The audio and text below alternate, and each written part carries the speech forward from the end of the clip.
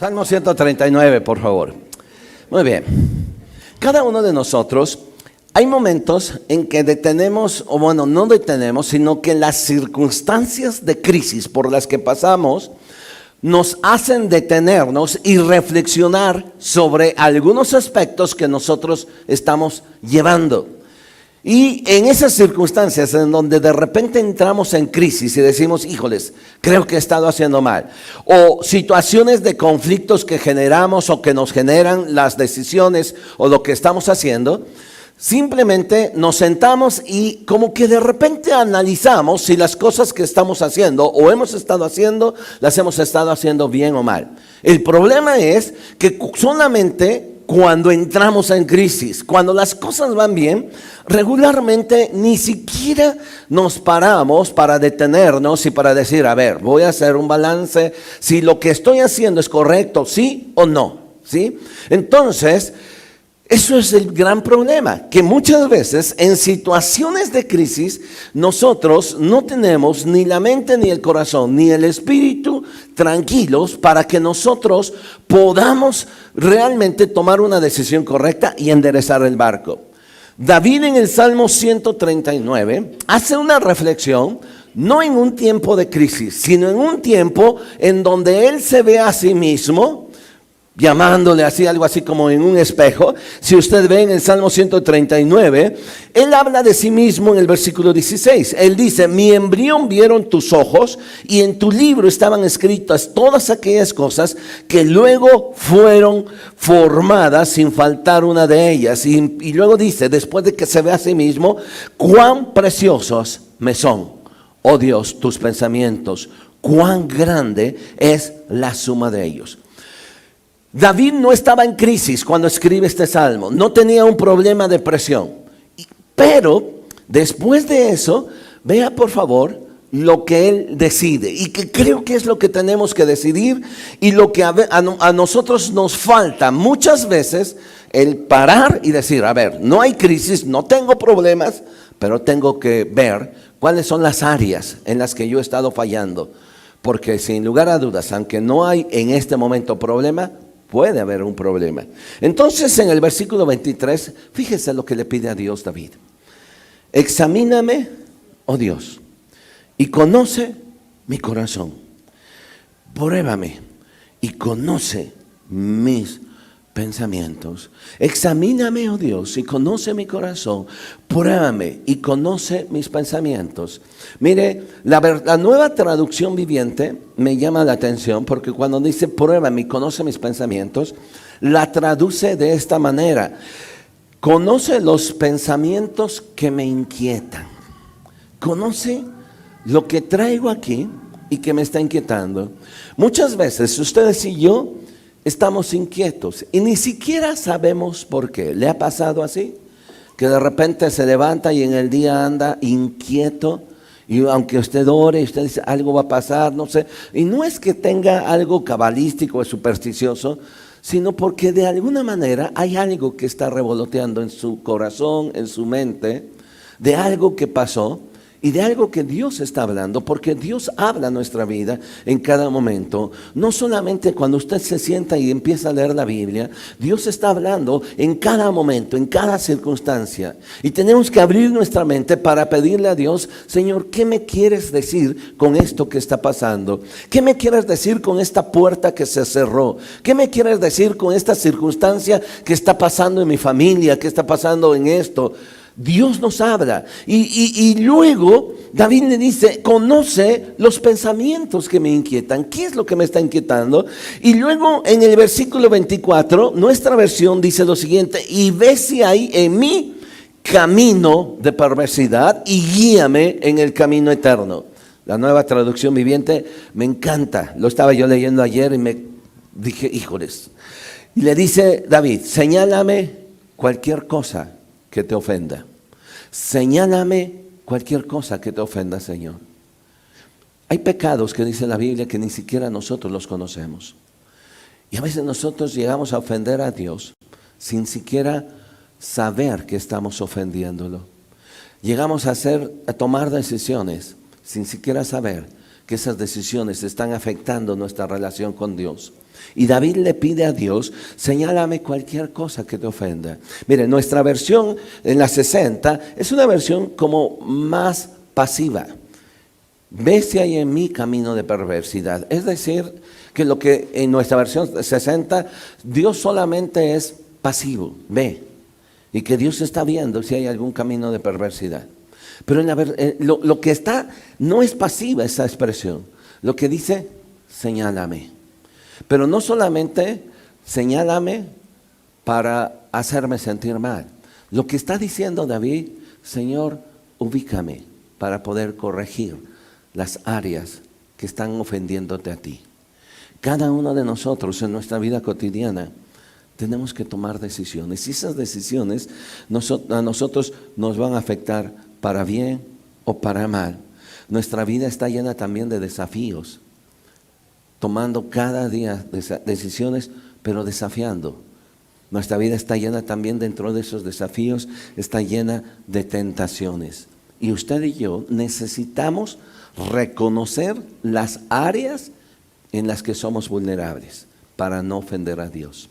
Mire, 1 Corintios capítulo 10, versículo 12.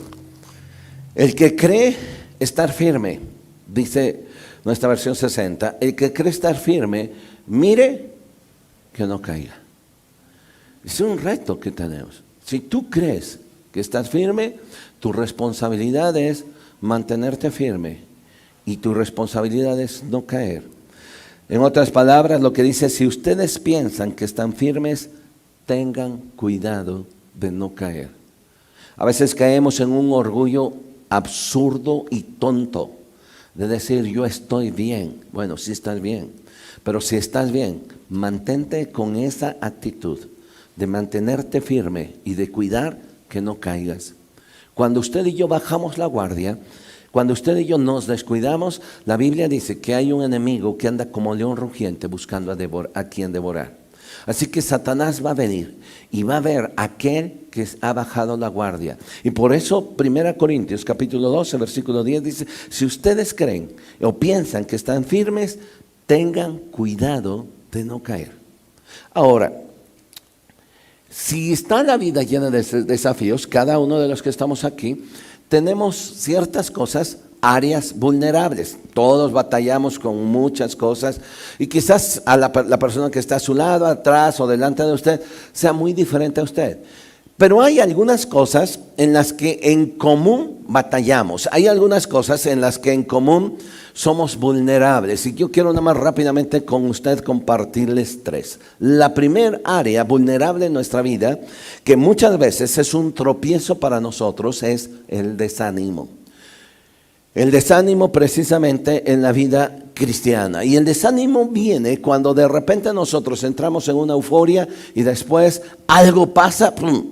Y entonces entramos en una situación casi como media bipolar. No nos desconocemos lo que éramos antes. Mire, hay una historia muy interesante. Mateo capítulo 26, por favor.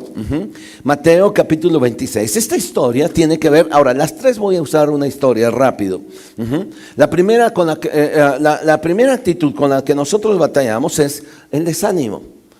Y algunos más, otros menos, otros de plano ya viven allí, ¿no? O sea, ya migraron allá, viven allá todo el día y ya ni siquiera salen de vacaciones de allí viven todos los días. Pero el desánimo es algo del cual nosotros batallamos. Nosotros de repente estamos bien, luego bajamos, todo eso, a veces somos de doble ánimo, pero el desánimo es bien terrible. Pedro había jurado que nunca iba a pasar lo que Jesús le estaba diciendo que iba a pasar. Había jurado a Jesús que él no iba a suceder, que él le iba a negar. Es más, no solo negar, se puso en una actitud de yo estoy bien y los demás están mal. Miren, acompáñenme. Mateo 26, versículo 31, por favor.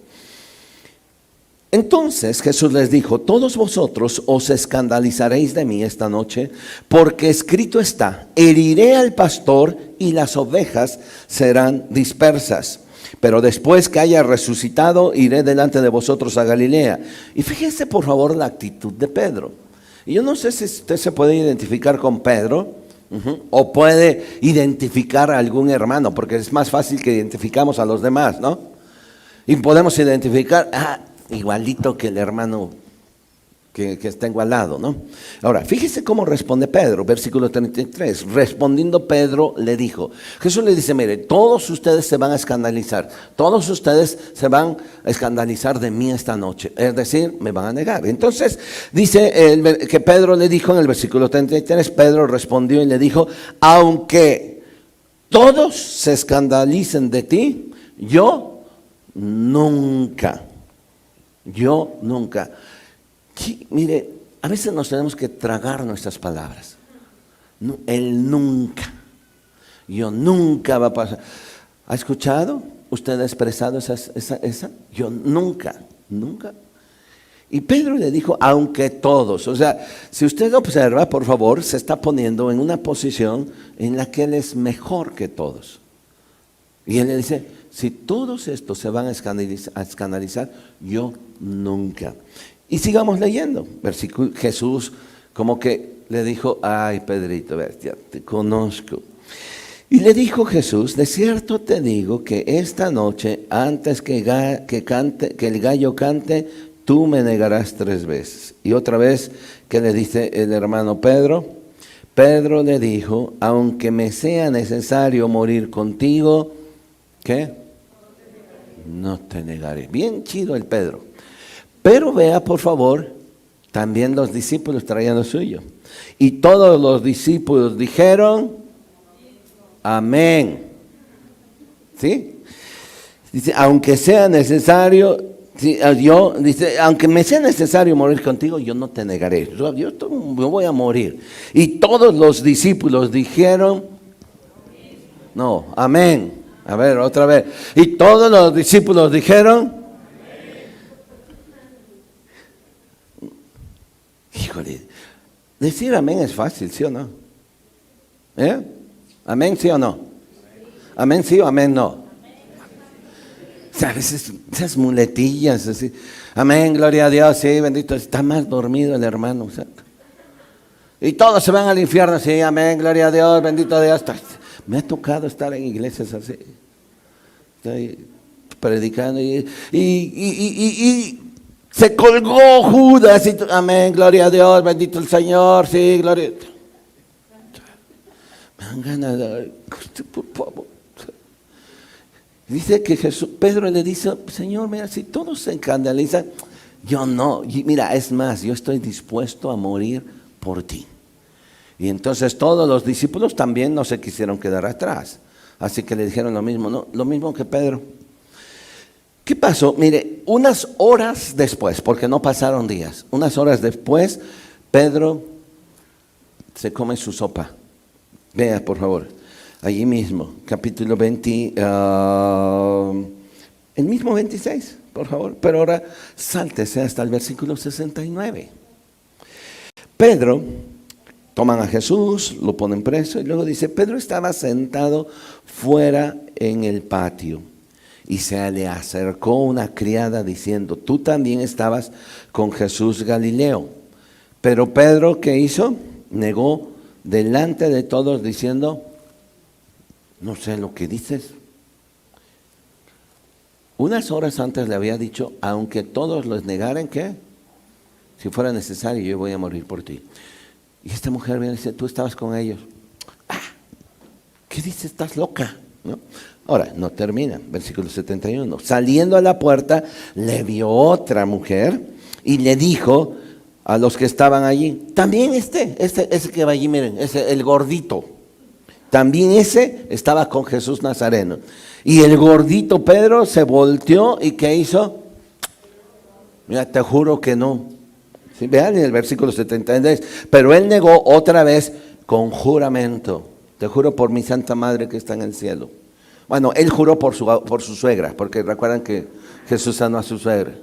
Dice, te juro por mi suegra que se quedó allá en la casa, que bendito Dios que la sanó un día, ¿no? Entonces, pero él la negó otra vez con juramento y dijo, no conozco a tal hombre. Sí están viendo cómo él La actitud, el desánimo empieza a bajar.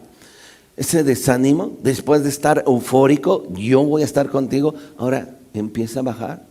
Y luego seguimos adelante. Un poco después, versículo 73, después, acercándose los que por allí estaban, le dijeron a Pedro, verdaderamente tú eres de ellos. Y fíjense, porque aún tu manera de hablar te descubre. Entonces Pedro, simpático, o sea, mi manera de hablar, ¿qué hizo? Entonces comenzó a ¿qué? Le floreó la boca. Le salió lo costero, porque él era pescador, ¿se acuerdan? Lo costeño, o sea, le salió, y entonces comenzó a maldecir y otra vez a jurar. No conozco a tal hombre. Y enseguida cantó el gallo. Entonces Pedro se acordó de las palabras de Jesús que le había dicho: antes que cante el gallo me negarás 3 veces. Ahora, vean cómo cambia su actitud, cómo cambia el ánimo. Después de estar bien prendido con Dios, su ánimo cambió, saliendo fuera, ¿y qué? Lloró amargamente. La primera área en la que ustedes y yo somos vulnerables precisamente tiene que ver con nuestro desánimo. Frecuentemente nos desanimamos por las circunstancias que pasan a nuestro alrededor. Frecuentemente nos desanimamos por lo que nosotros decimos que vamos a hacer y no lo hicimos. ¿Le ha pasado? Que usted se compromete, que usted quiere, que usted anhela, pero de repente las cosas no salen como deberían de pasar. ¿Y qué es lo que empieza a pasar? Nos empezamos a desanimar. Y ese desánimo nos va a llevar a estar arrinconados, a llorar amargamente. Cuando Jesús resucita y después vuelve y se le presenta a Pedro, encontramos ese pasaje en Lucas, que el último que se le acerca a Jesús fue Pedro. Tenía una pena que ni siquiera él mismo se la aguantaba. Porque cuando Jesús llega y les dice, ¿tienen algo donde cenar? No había nada, se van, pescan otra vez lo mismo como en Lucas 5 y regresan. Y el único que no regresa fue Pedro. Estaba no solamente desanimado, el desánimo lo llevó a tener una cara de vergüenza y decir, no soy digno. Y mientras Jesús estaba con los demás discípulos a la orilla de la playa comiendo un pescado, Pedro estaba allá, en el agua, desanimado y avergonzado. El desánimo nos puede llevar a la vergüenza. La segunda cosa en la que nosotros podemos ser muy vulnerables es en el área de nuestras emociones. Las emociones de nuestra vida diaria. Marcos capítulo 6, acompáñenme rápido.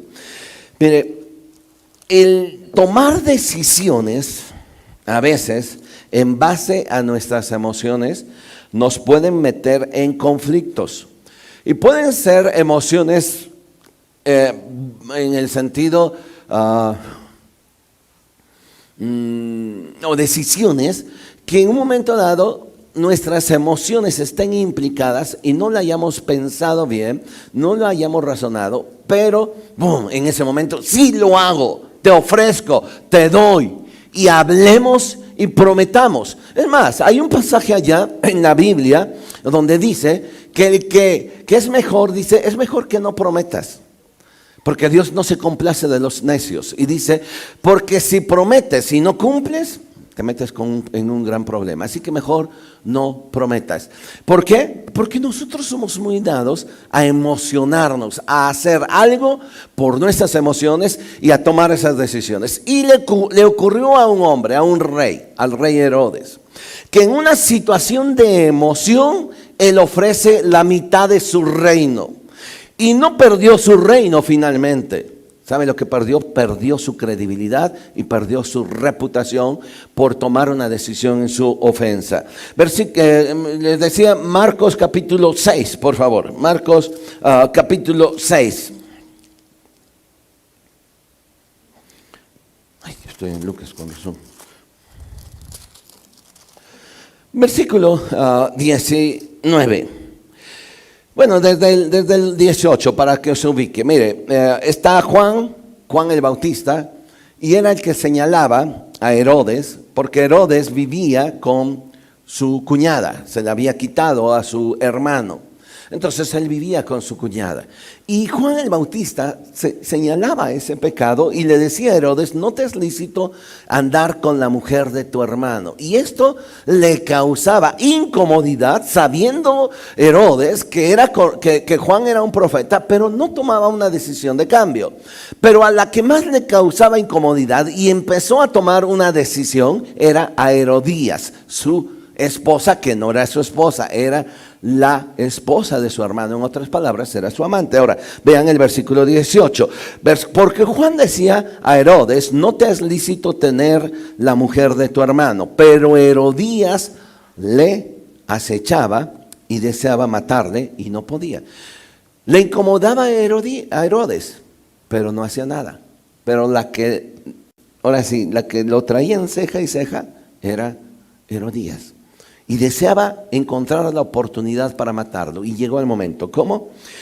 Porque Herodes temía a Juan, sabiendo que era varón justo y santo, y le guardaba a salvo, y oyéndole se quedaba muy perplejo, pero le escuchaba de buena gana. Pero venido un día oportuno en que Herodes, en la fiesta de su cumpleaños, daba una cena a los príncipes y tribunos y a los principales de Galilea, entrando la hija de Herodías, danzó y agradó a Herodes y a los que con él estaban en la mesa. Y el rey le dijo a la muchacha, pídeme lo que quieres. Emocionado el joven, ¿no? Tan emocionado, ¿cómo la ha de haber visto? O sea, a Herodías danzando. No era de mal ver, ¿no? Y se emocionó aquel. Y entonces dijo, pídeme lo que tú quieras y yo te la doy, chiquita. Era el rey. Y no solo eso, fíjese, le dijo, y le juró, todo lo que me pidas, te daré. Emocionado. ¿Hasta qué? La mitad de mi reino. Fíjese. ¿Qué canijo Herodes? ¿Era su reino? O sea, estaba exponiendo a sus súbditos, estaba exponiendo su pueblo, su nación. O sea, ¿quién le había dado autoridad para poder tomar una decisión? La mitad de mi reino. Y tomar una decisión sobre los ciudadanos. No.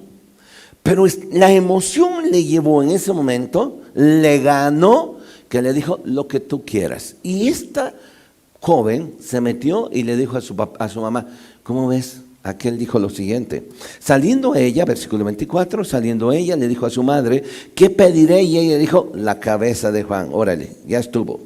La cabeza de Juan el Bautista. Entonces ella entró prontamente al rey y pidió diciendo, quiero que ahora mismo me des en un plato la cabeza de Juan el Bautista.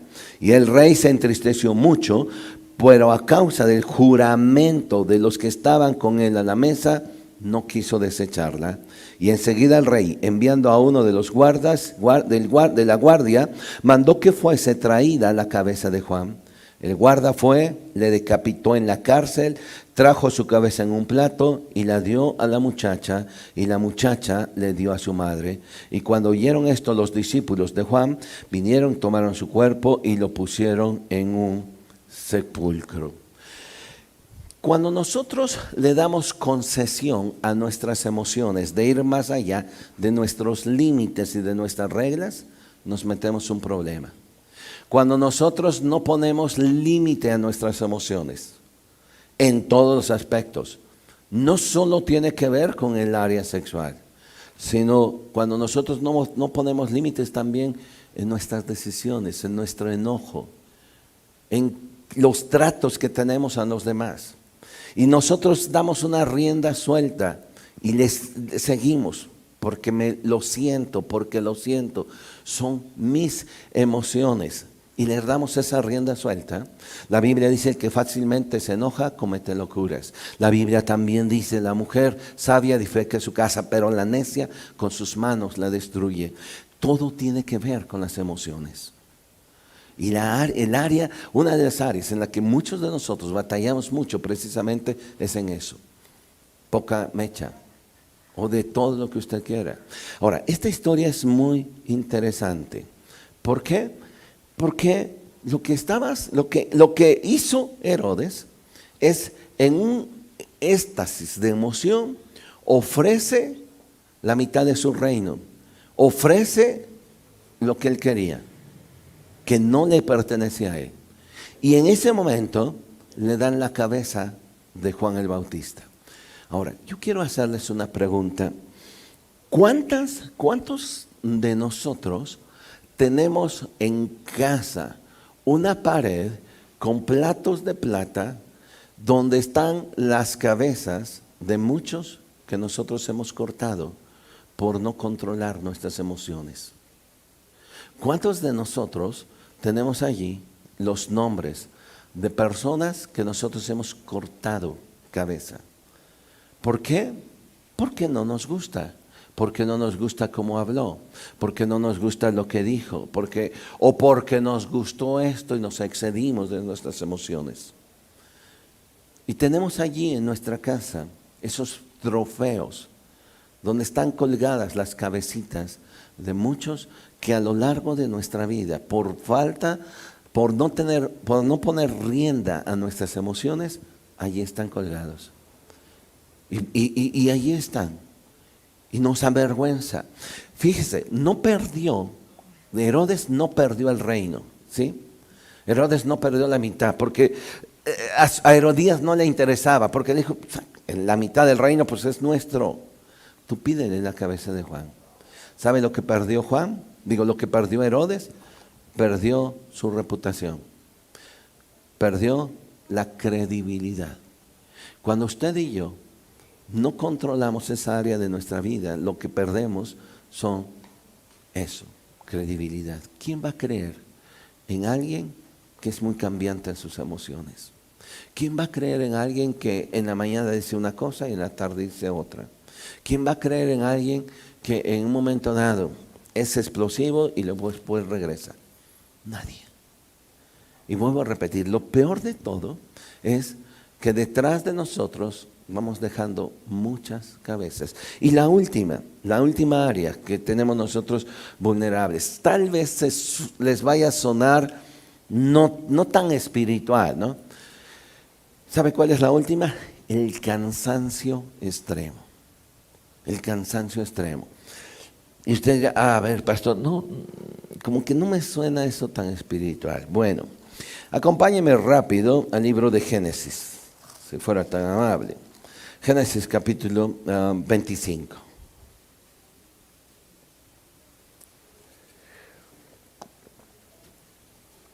Mire, en el oriente había una ley que se le conocía como el derecho de la primogenitura. Un padre, cuando moría, podía heredar a su hijo, darle la herencia de lo que tenía. Sin embargo, al primogénito, es decir, al hijo mayor, se le daba el doble de la herencia. Así que era una gran bendición. Por ejemplo, si eran tierras y tenían 2 hijos, el padre no solo le decía, mira, partamos la mitad para ti y la mitad para él. No, cuando moría, decía, esta es la mitad para ti, pero te voy a dar una 1/4 parte de la otra mitad que le corresponde al hijo menor. Así que entonces tenía 3/4 partes, por ejemplo, el hijo mayor, por ser solamente el primogénito. Tenía el doble. Ahora, yo les hago una pregunta. ¿Quién de ustedes cree que pueda ser tan tonto de despreciar una doble porción de herencia solamente por un platito, porque está cansado, por comida? Usted me diría, nadie en su sano juicio. Mire, le ocurrió, y usted sabe posiblemente también la historia, le ocurrió a Esaú. Acompáñeme rápido, vea, porque aquí es donde la decisión la tomó Esaú en base a estar muy cansado. Versículo 29. Y guisó Jacob un potaje. Dice otro pasaje que eran lentejas. Dice, y Jacob guisó un potaje, y volviendo Esaú del campo, subraye, ¿cuántas veces? Volvió como cansado. Y dijo a Jacob, te ruego que me des un poco de comer de tu guiso, ese rojo que tú estás haciendo, pues estoy otra vez cansado. Y el otro listo, dijo, por tanto fue llamado su nombre Edom. Y Jacob le respondió, estás cansado. Lo encontró cansado como para estar de muele y muele. ¿Sabe que a veces cuando está cansado ponemos nosotros, sí, ya déjame de moler, ¿sí o no? ¿Le ha pasado eso? Que usted está cansado y llega su hijo. Va, dame esto, estoy cansado, dame. Y usted está tan molón que usted termina diciendo, sí, agárralo. Y después, ¿y cuándo te dije? Cuando tú estabas ahí. Bueno, te ruego que me des de comer de ese guiso rojo, pues estoy muy cansado. Por tanto fue llamado su nombre Edom. Y Jacob respondió, véndeme en este día tu primogenitura. Entonces dijo Esaú, he aquí yo me voy a morir. ¿Para qué pues me servirá pues, el doble de la herencia?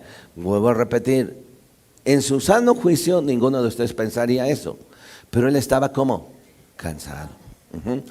Entonces Jacob le dijo, júramelo en este día. Y él le juró y vendió Jacob su primogenitura. Y entonces Jacob dio a Esaú pan del guisado de lentejas, y él comió y bebió y se levantó, y así fue y menospreció su primogenitura. ¿A cambio de qué? De un plato de lentejas. ¿Por qué? Porque estaba extremadamente cansado. La próxima vez que usted y yo tengamos que tomar una decisión, tengamos cuidado de tomarla en una situación cansada. Ahora, quiero decirles, esto es realmente práctico, pero es algo que nos va a servir en nuestra vida diaria para tomar las decisiones no solo en la familia, en el trabajo, pero también tomar las decisiones como cristianos que somos, en nuestras relaciones con los demás.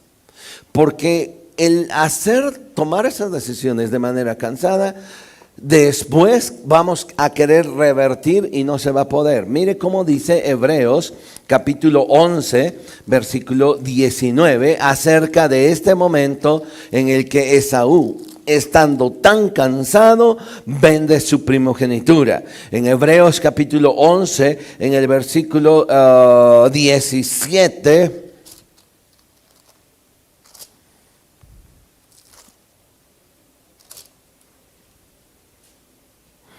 no es del 17.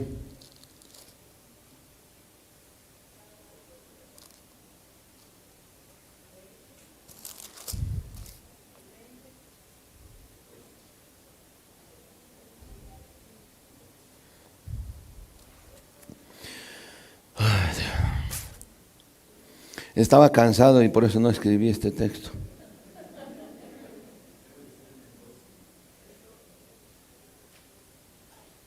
No. Dice que aún deseándola con lágrimas, no le fue. ¿12? Sí, con razón estoy en el 11. Ok, 12:17, perdón. 12:17. Y vea cómo identifica, cómo señala este pasaje a Esaú. No sea que algún fornicario profano como Esaú, que por una sola comida vendió su primogenitura. Ahora, ¿cómo vendió su primogenitura? Cansado. Y dice, porque ya sabéis, versículo 17, que aún después, deseando heredar la bendición, fue desechado y no hubo oportunidad para el arrepentimiento, aunque la procuró con lágrimas. Cuidemos nuestro cansancio y cuidemos otra cosa, y nada más esto es entre paréntesis. Cuidemos en dónde queremos descansar. Ojo, cuiden dónde descansar. ¿Sabe por qué? ¿Recuerda cómo perdió su fortaleza Sansón? ¿Dónde estaba descansando?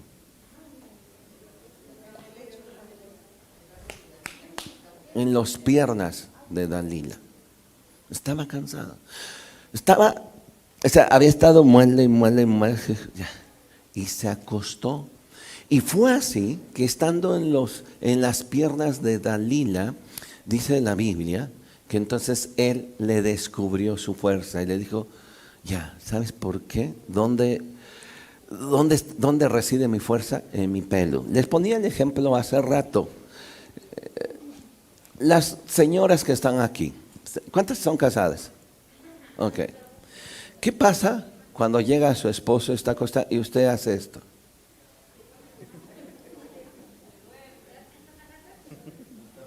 ¿Mande?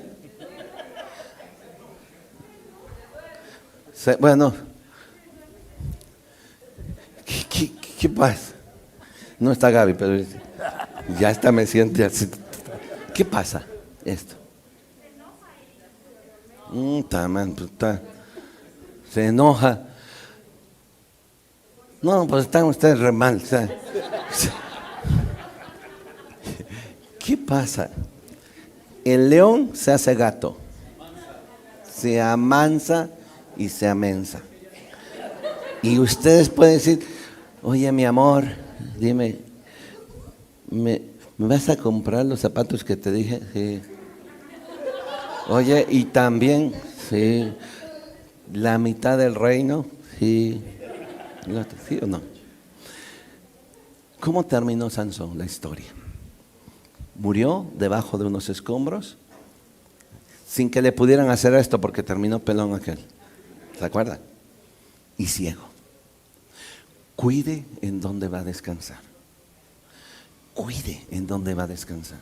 Y no solo estoy hablando de los hombres, estoy hablando también de las mujeres. Cuide de dónde va a poner su cabeza. Estar en el lugar equivocado, en el momento equivocado, puede hacer que perdamos el privilegio de nuestra primogenitura por el simple hecho de estar cansados. Padre, queremos ponernos en tus manos y queremos pedirte que tú fortalezcas nuestras vidas.